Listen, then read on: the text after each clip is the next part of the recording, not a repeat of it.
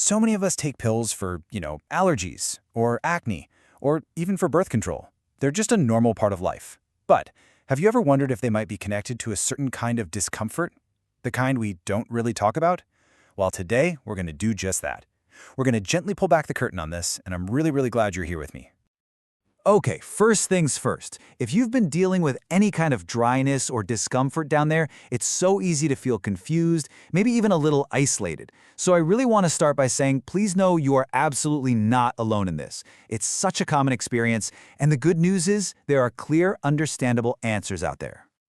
All right, let's get right to the heart of it. Can things like antihistamines or acne medications actually cause vaginal dryness and even pain? I mean, it's a huge question, right? And the short answer is, yes, they totally can. And figuring out why that happens is really the first big step toward feeling better. So, where do we start looking for answers? Well, it might come as a surprise, but the culprit could be hiding in a place you look every single day. We're talking about your medicine cabinet. Let's open it up and take a peek inside. Okay, let's start with antihistamines, for allergies. Think about why you take one, to stop a runny nose, right? They work by drying up mucus. But here's the thing, that medication doesn't just target your nose, it's a system-wide effect. It can't tell the difference between the mucous membranes in your sinuses and the ones that provide natural lubrication elsewhere in your body. And you know what? It's a very similar story with some of those really strong acne medications like isotretinoin. Their job is to shrink the oil glands on your face to clear up acne. But again, that effect isn't just limited to your face.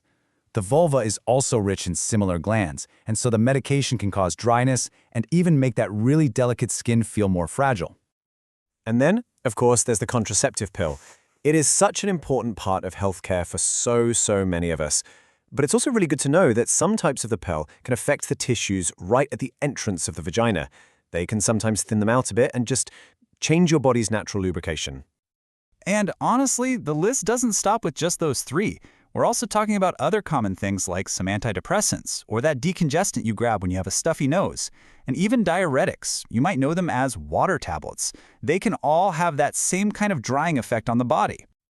Okay, so now we've got a list of the what.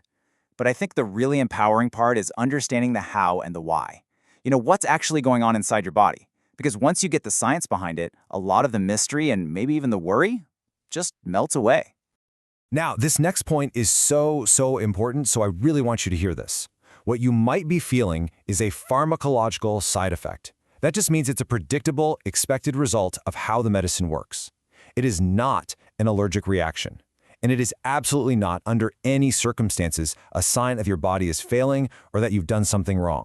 It's just science. It's your body responding exactly the way it's designed to. Let's take a closer look at the contraceptive pill because it's a perfect example. So, step 1. The pill can make your body produce more of a protein called SHBG. Step 2. Think of SHBG like a little sponge. It travels around and soaks up free testosterone in your system.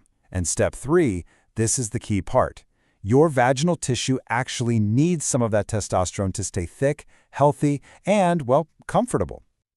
All right, so knowledge is power, and now you have the why. But that's just the first step. The next, and maybe the most important step, is talking about how to reclaim your comfort. So let's shift gears and focus on positive, practical things you can actually do. Okay, let's clear something up that gets a lot of people confused. Lubricants versus moisturizers. They sound similar, but they do totally different jobs. A lubricant is for right now, for comfort during intimacy.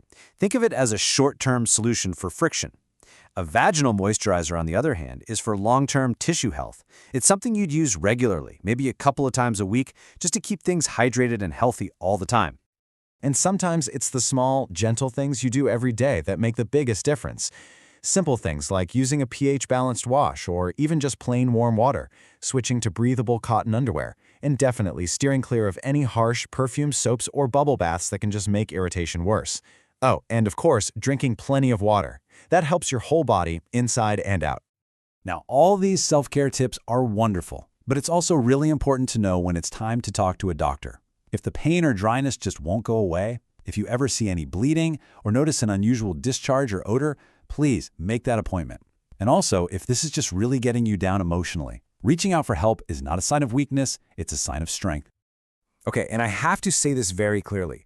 because it is probably the most important piece of advice in this entire explainer. Please never stop taking a prescribed medication just because you suspect it's causing this side effect. Always talk to your doctor first. They are your partner in this, and they can help you figure out a plan without putting your health at risk. And speaking of getting support, it's so reassuring to know that there are dedicated experts out there. People like Dr. Farzana Khan at the Women's Health Clinic. She's a specialist who truly gets it and really puts her patients first with a compassionate approach. Her whole philosophy is built on a few key things, giving you clear explanations so you actually understand what's going on, setting realistic expectations, and, this is huge, making decisions with you as a team, not just telling you what to do. And this isn't just something she decided yesterday.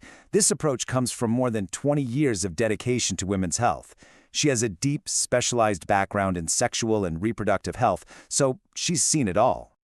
And really, her main clinical focus is on these exact issues: vaginal health, concerns about sexual function, all the things we've been talking about. Having experts like her who can provide that compassionate, knowledgeable care is just invaluable.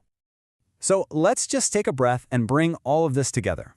My hope is that you're walking away from this feeling a little clearer and a lot more in control.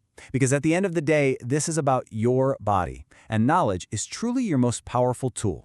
If there is just one thing that you take away from our time together, please let it be this. This is a predictable side effect. It's a chemical reaction. It is not a personal failing. You haven't done anything wrong. Just understanding the why is the biggest, most important first step you can take to feeling like yourself again.